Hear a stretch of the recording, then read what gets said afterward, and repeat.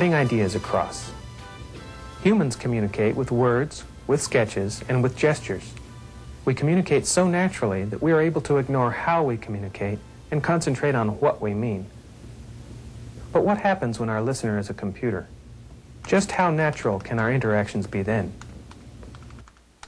Today, a group led by Hamid Alozi at the IBM T.J. Watson Research Center is investigating that problem by exploring a new kind of human-computer interaction.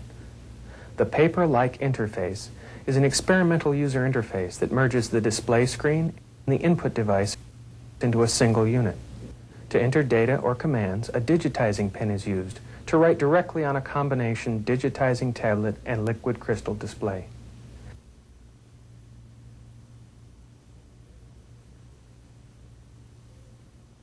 As the characters or command gestures are written, they are interpreted by the underlying application.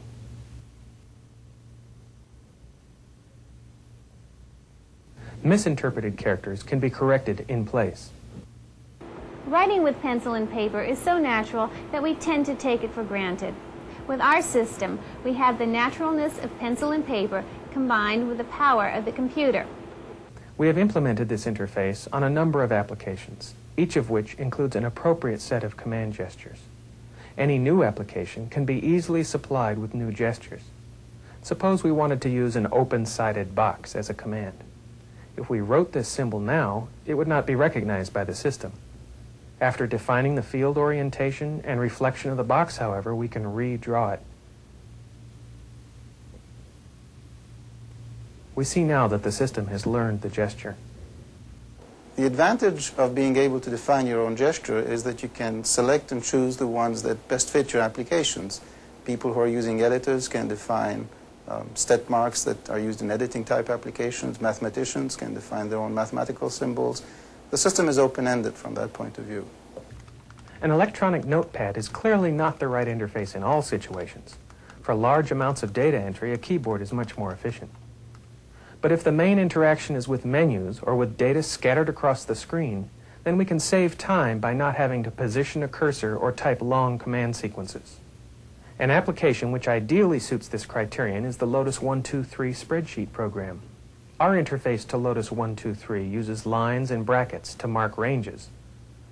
Simple one-stroke gestures for summation, deletion, and insertion of columns and rows, and gestures for copying a cell into a range and copying a range into a target location. To compare our system with the keyboard interface, let's first look at three typical spreadsheet operations. Using a keyboard, we would copy a column of numbers by typing the copy command, marking the column to be copied, and marking the target position of the column. With our system, we use a single gesture to identify the range and a second gesture to specify the operation and target location.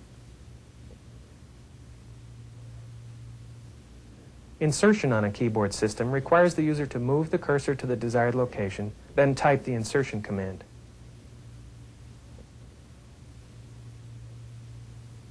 Our interface allows the operation and insert location to be specified with a single gesture.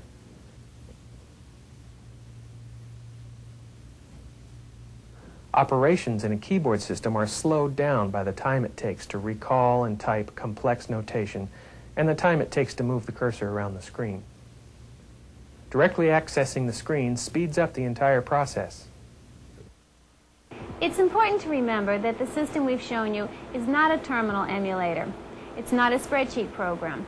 The system is the interface to these applications, which allows you to interact with them using handwriting and gesture. As a research group involved with computer science applications, we're interested in this style of interface for several reasons. Gestures have the power of macros. That is, a single symbol can stand for a complex sequence of commands. Most importantly, gestures are natural. Instead of having to remember a combination of keys or an abbreviated command name, we can write the same gesture on the screen that we would write on paper. And with the trainable gesture recognizer, users can define their own symbols. As we've demonstrated, our system presents a natural way of interacting with computing systems.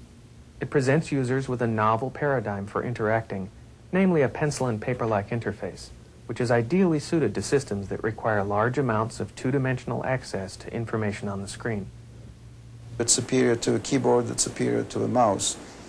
Now, if one were to incorporate the system that we've developed on a hardware base that consists of the tablet, the display, packaged in a device the size, weight, and shape of a thick notepad, one would really have a truly portable computer.